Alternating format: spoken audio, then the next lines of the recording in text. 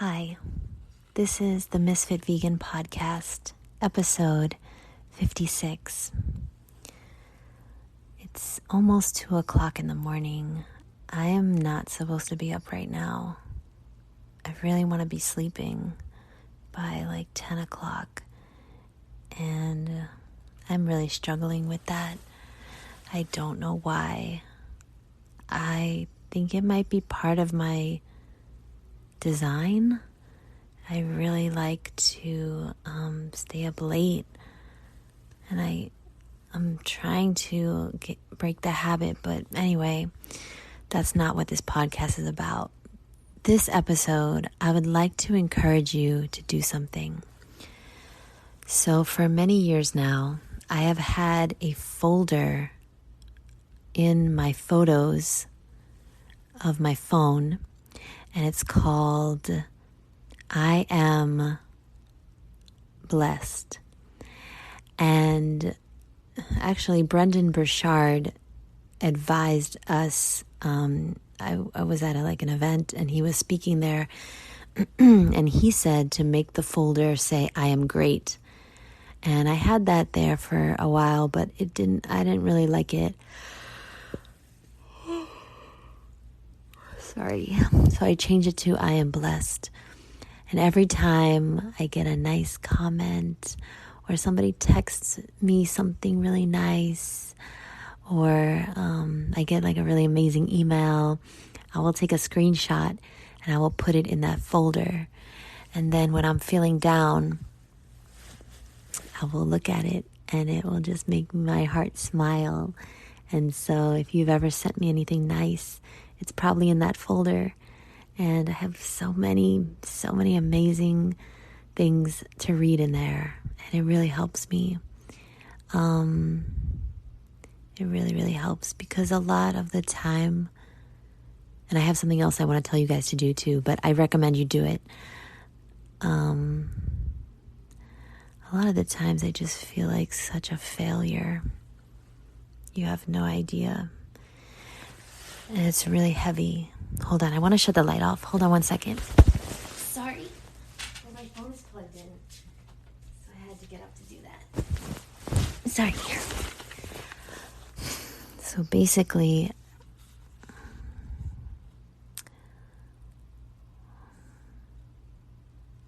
I feel like a failure because many reasons. Obviously, I don't care about many things as far as my age goes, right? I'm 37, guys, and I don't care about the timeline of having a house and kids and all that stuff. That's not my purpose here on earth. My purpose here is to inspire as many people as possible to stop hurting animals. And it's just like, I am already 37 and I'm not,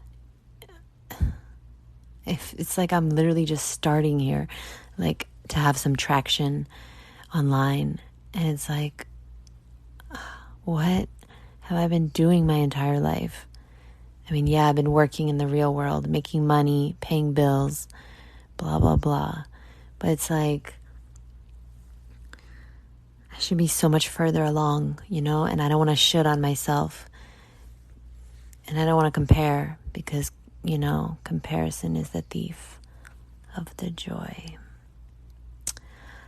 But that does really bother me. And also, the main reason why I feel like a failure is because, I'm going to stay strong and say this without crying.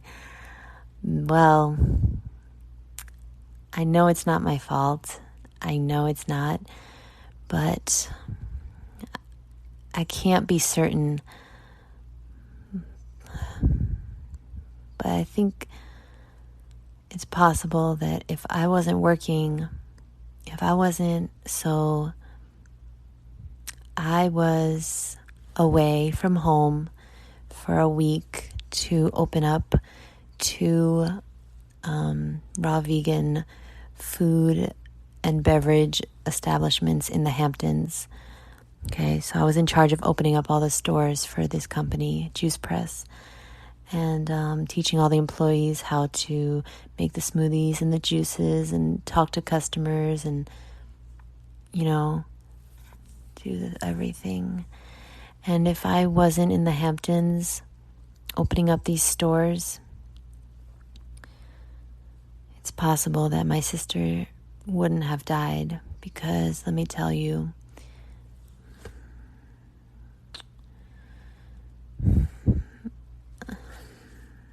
yeah, I can't talk about it. But basically, yeah, my mom was not paying attention to her.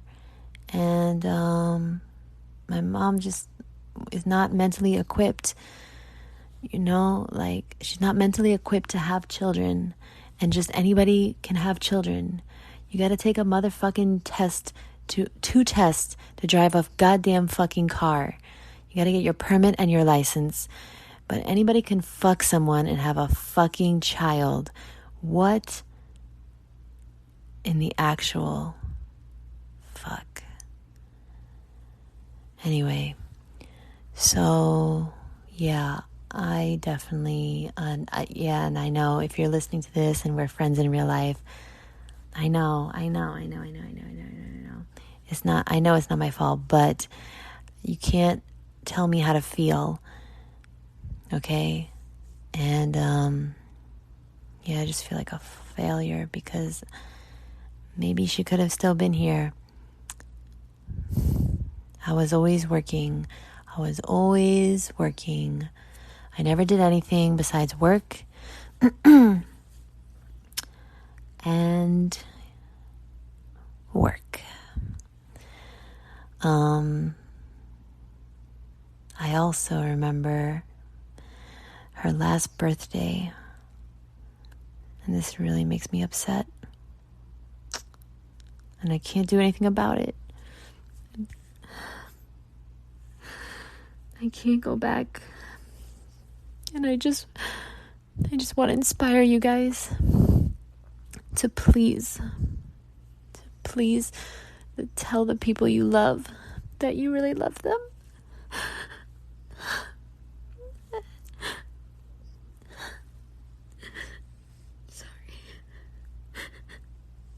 And just spend as much time with your loved ones as possible. Because I remember her last birthday, I took off of work. Like, I did like I was gonna take off, right? So like I never had anybody, in charge of me and my schedule. So I did whatever I wanted. Okay. Like I didn't have a schedule. I just did what I had to do.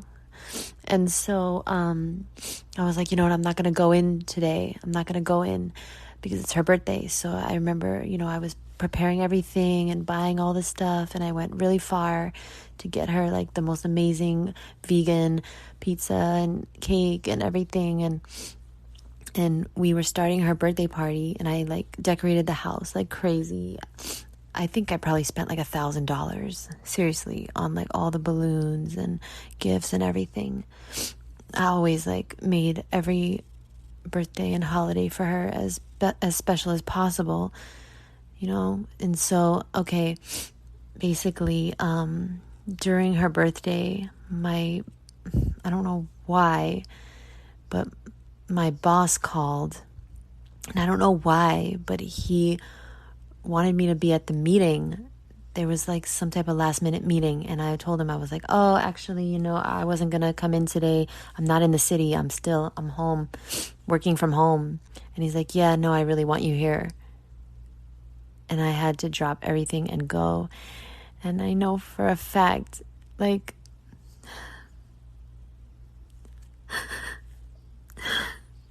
sorry.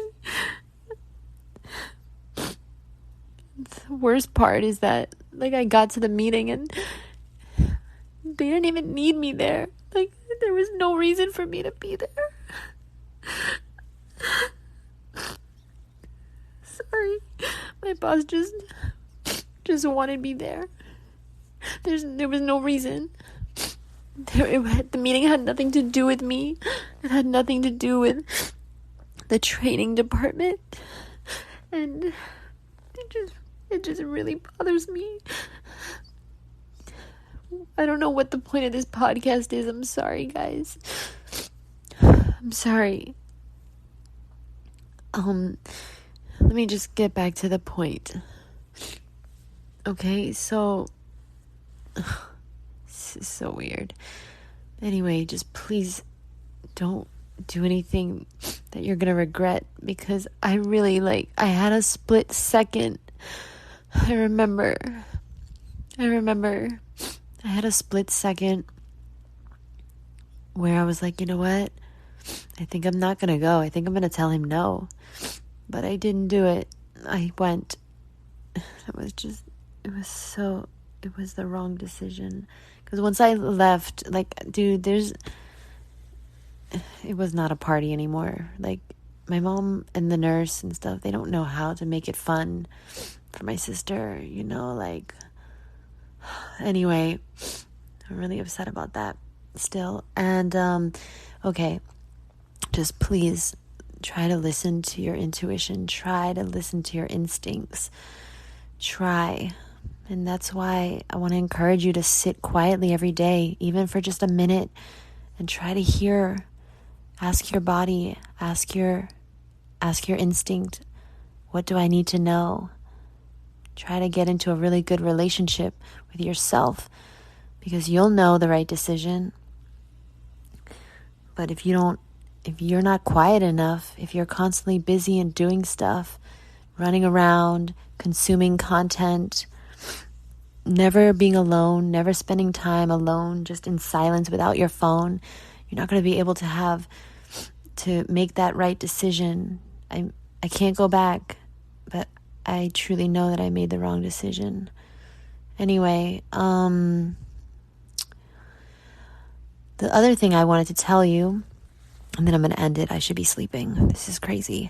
But I wanted to encourage you guys to start a notepad. So remember in the beginning of the podcast, I told you to make a folder of all the screenshots of amazing things that make you feel really good, that people tell you, compliments and stuff.